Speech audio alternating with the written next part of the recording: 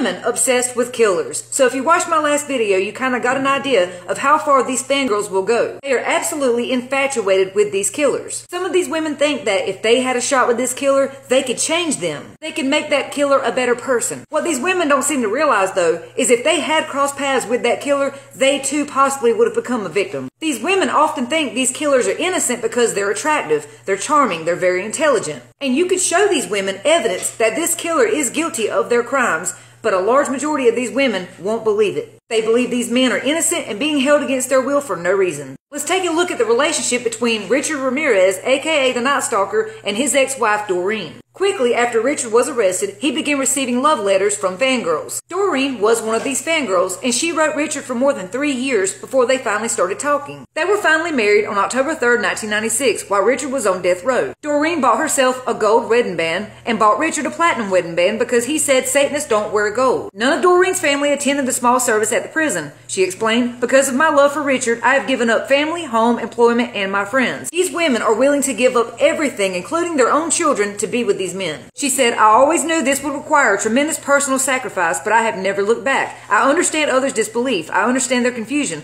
But from that day in July of 1988, when he just looked at me and said, 'I wish to marry you,' I have known in my heart this was the right thing to do."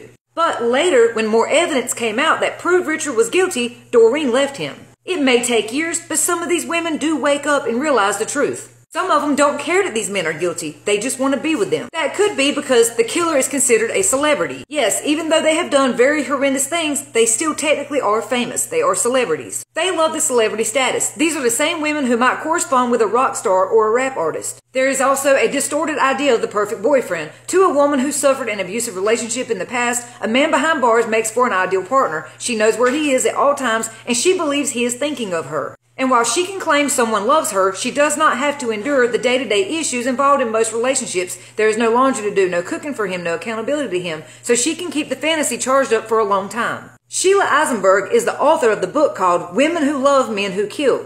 With the guys behind bars, it's always exciting. It's easier to get a date or get attention from serial killers than, say, Brad Pitt. Brad Pitt is going to ignore your letter. He's not going to boast about your letter, but this guy is. He's probably reading the letters, responding to them because it puffs him up and raises his status in his own eyes. Doreen stated that she would unalive herself when Richard was executed, but they ended up separating as damning new evidence matched Richard to the brutal murder of a 9-year-old little girl. And I mean, it was absolutely horrific. But even after that evidence came out, he ended up engaged to 23-year-old Christine Lee. So apparently she didn't care that he beat and unalive this little girl. It's sick how these women idolize and obsess over these monsters.